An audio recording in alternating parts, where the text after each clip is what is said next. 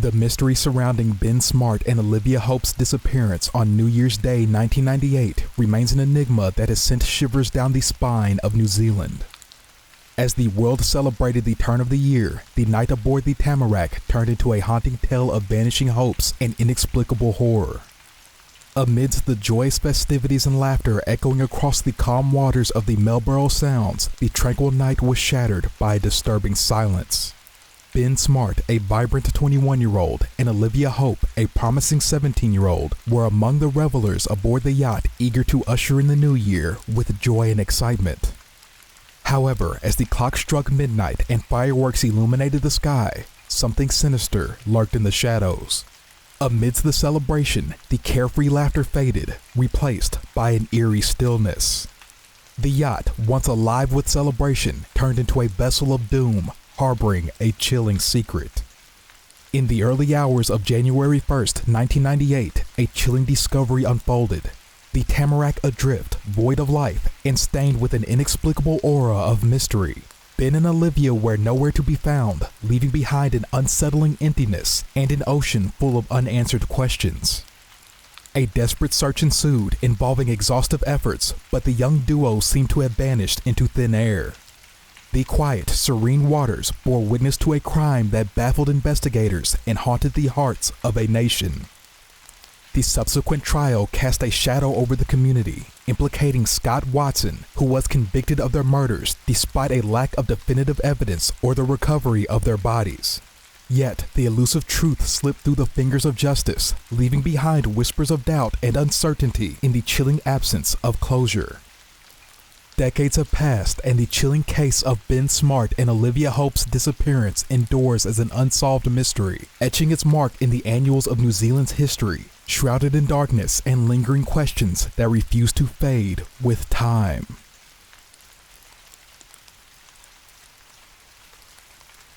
This happened almost 4 years ago, in the early hours of New Year's Day.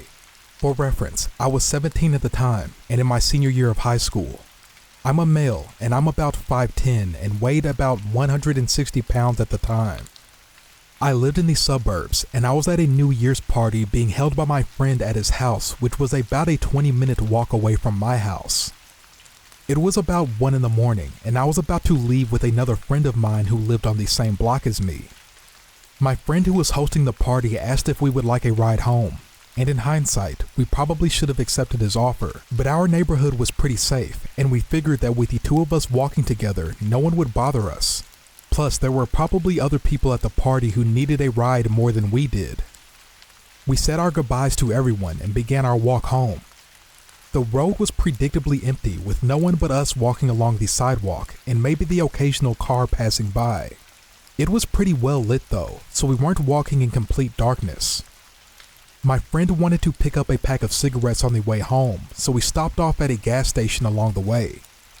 When we got to the gas station, it was nearly empty, with only a woman at the pump filling up her car with gas, and a guy posted up in the front of the store on his phone. We went inside, and my friend picked up a pack of cigarettes. We walked out of the store, and my friend immediately lights a cigarette. We reach the sidewalk, and we hear someone behind us yell, "Hey, wait!" We looked behind us to see the guy who was in front of the store quickly walking towards us. He looked to be in his early to mid-20s. He was probably about 5'8" and maybe 140 pounds from the looks of him. He approached us and asked if he could get a light. My friend and I didn't think much of it, and he lit the guy's cigarette. The guy thanked him, and my friend said, "You're welcome." We began walking away when the guy continued to follow us, asking where we were going. We told him we were headed home and asked him where he was going. He said his friends were at a party and he was heading back over there as he had left to get some fresh air for a bit. He asked us if we wanted to come to the party. This is officially the point where red flags started to go off with this guy. Why the hell would a guy in his 20s ask two teenage boys if they wanted to go to a party with him? We told him bluntly that we didn't even know who he was, nor did we know anyone at the party he was talking about, so we weren't going. He starts laughing and says that we seemed like cool guys to party with. He told us we needed to let loose a little. My friend and I told him we were 18 and 17 respectively, to see if maybe that would get him to leave us alone. He chuckled and said that age didn't matter to him. and that he had a brother who was 16, and that he partied with him and his friends all the time. Can this guy just take a hint? I thought to myself. We were a little less than 10 minutes away from our houses, and we didn't want this creep following us all the way there. I told him firmly, "Dude, we're not going anywhere with you. Now quit following us and fuck off." He gets livid and starts screaming at us for being unfriendly, inconsiderate assholes, and that he was just trying to be nice. He then starts throwing racial slurs at my friend. It's probably worth mentioning now that I'm white and my friend is black. My friend yells at him to get away from him before he cracks him in the face, and the guy proceeds to run away from us. My friend and I looked at each other in complete disgust over what just happened and spent the next 5 minutes walking and talking about the creepy guy. We both agreed that he was probably drunk or high from a New Year's party. Next thing we knew, we hear a car behind us, and it proceeded to slow down to match our pace. We see the windows roll down, which revealed the guy we had just seen a few minutes earlier, with who we presumed to be two of his friends, one of which was a man who was probably the same age as the guy, and a woman in the back seat who had to have been in her mid-30s. The guy tells us that we got off on the wrong foot and asked us once again to join them at the party. My friend and I looked at each other, and I whispered to him that we needed to get away from them. My friend tells them that we're not going with them and to leave us alone already. The guy was silent for a few seconds and said, "You're coming with us, one way or another." They pull over quickly and get out of the car, which caused my friend and I to immediately go into flight mode. We turned right on a side block, and my friend yelled, "Run to the park, we'll lose them there." We looked behind us, and to our horror, the three people were running right for us. We run into the park and once again look behind us, and they're getting closer. We run into the dark, thick patch of trees that covered a good portion of the west side of the park, hoping to evade them. I was panicking at this point because I couldn't see a damn thing, and I was worried that my friend would trip over something and got captured by one of those sick freaks who wanted to do who knows what with us. We hear one of them trip and fall behind us, yelling, "Fuck!" And luckily we see light again, and we made it to another path in the park, and we made a left onto the path. We heard yelling behind us, and one of the guys said that they lost us. The woman yells to split up and search around the park for us. We bolt towards the bathrooms, which thankfully were open, and we hid inside. We took a minute to catch our breaths, as our lungs were practically burning at that point. We should have called the cops and just hid until they got there, but at that time, we were so focused on getting the hell away from those crazy people that we decided to try and make our way to the nearest exit out of the park and run to my house. We waited for about 10 minutes and we bolted out of the bathroom and towards the park exit. Shortly before we exited the park, we heard one of the guys yelling behind us that he found us and we were getting away. We looked behind us and see the guy in the distance starting to chase after us. We ran until we reached my house, and I quickly opened the door. We ran inside and I quickly locked it. We went into my living room and I collapsed on the couch. We both sat there silently trying to regain our energy and calm down after what had just happened, hoping they didn't see where we ran to. I looked out the window several times over the course of 10 minutes, and thankfully, they never showed up again. We talked about it, and we were glad that we were both okay and that nothing bad had happened to us. We were trying to figure out what they wanted with us. Did they want to kill us? Rob us? Have sex with us? God knows. My friend hung around for another half hour before he insisted on heading home.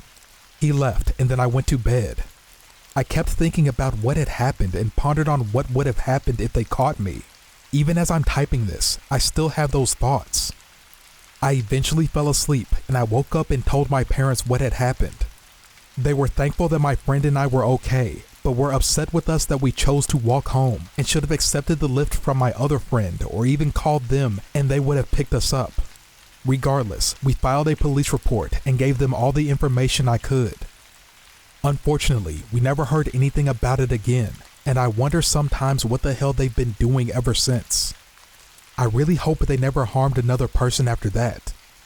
I can't express enough how thankful I am that I managed to get away from those freaks, and to this day, this incident is still the scariest thing that has ever happened to me in my life.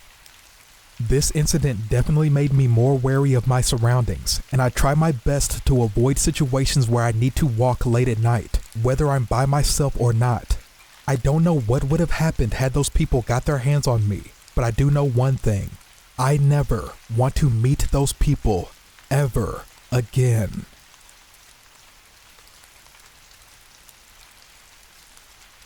The Shanghai New Year's Eve stampede was a tragic incident that occurred on December 31st, 2014, during New Year's celebration on the historic Bund waterfront area in Shanghai, China. As thousands of revelers gathered to welcome the new year, the festive atmosphere quickly turned into chaos. The stampede was triggered by a sudden surge of people crowding along the Bund, leading to a crush in which people were trampled and trapped. Amid the countdown to midnight and the dazzling display of fireworks, panic erupted as the dense crowd pushed forward.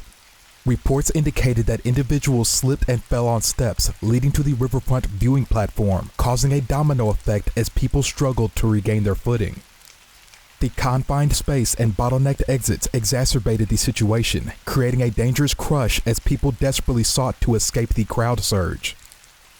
Emergency services were quickly deployed to the scene to assist the injured and control the situation. Tragically, the stampede resulted in the deaths of 36 people, with dozens more injured. The victims included both locals and tourists who had come to celebrate the new year in one of Shanghai's iconic locations. The aftermath of the incident led to widespread shock and mourning in China, as well as a national outcry for a thorough investigation into the causes of the stampede. Authorities pledged to improve crowd control measures and safety protocols during public events to prevent such tragedies from occurring in the future. The Shanghai New Year's Eve stampede remains a somber reminder of the need for meticulous planning, effective crowd management, and comprehensive safety measures during large-scale public gatherings, especially during celebratory events where crowds can quickly swell beyond control.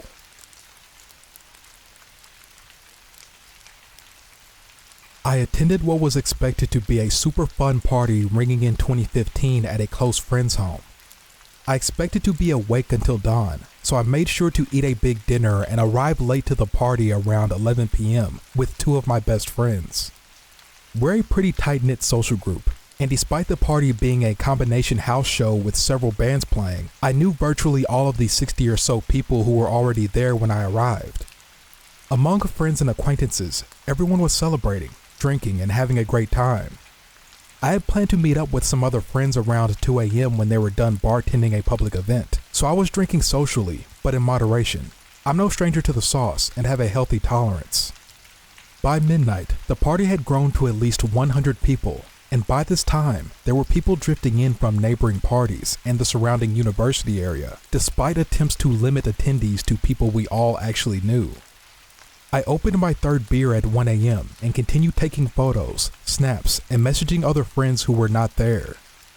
Around 1:30 a.m., I started to feel really drunk, and thinking that perhaps I was just overwhelmed by the constant activity all around me, I stepped into the mostly empty living room for a breather and to message my friend. I sent her a message inviting her to the party as we'd planned on meeting up. As I finished my message, I felt someone come up behind me. He pressed his body against me as he grabbed my hip. As I straightened up, I could feel him bending down slightly to whisper into my ear, but it wasn't a whisper. He clearly said to me, "In a few minutes, you aren't going to remember anything, and then I'm going to rape the shit out of you." I froze. It hit me. I wasn't really feeling drunk. The confusion I had attributed to social anxiety or a large crowd, I was experiencing because I had been drugged. I knew I had only moments to prevent the inevitable. I ran from him best as I could, and I didn't turn around. I retrieved my purse and jacket and started calling the two people I meant to meet up with at 2 a.m. I was so out of it. I was having a hard time communicating what was happening. I started crying, moving throughout the house, trying to find someone I could explain it to. I was too disoriented. Thankfully, one of my friends was able to leave the bartending early and came to get me. He called me as I ran outside, and the creepy guy literally chased me. I got to my friend's car and I started to black out. He said the creepy guy was trying to wave him down, shouting to him that he was my friend and was going to take me home. He told me that I just kept saying, "Drive, drive," and he took me home where we met up with my other friend who was bartending the event. At 2:30 a.m., I lost consciousness and remained unconscious for 5.5 hours. They were shaking me, trying to get some kind of reaction. Nothing. I didn't respond in any way. They sat with me throughout the night to make sure I was okay. Around 7 a.m., I somehow managed to get up and climb into my bed. At 9 a.m., I awoke with a start and had no idea where I was. I was so relieved to discover I was safely at home. I was high for a total of 20 hours and didn't feel normal for several days. I don't think I'll ever know who drugged me, and I only have a vague description to work from.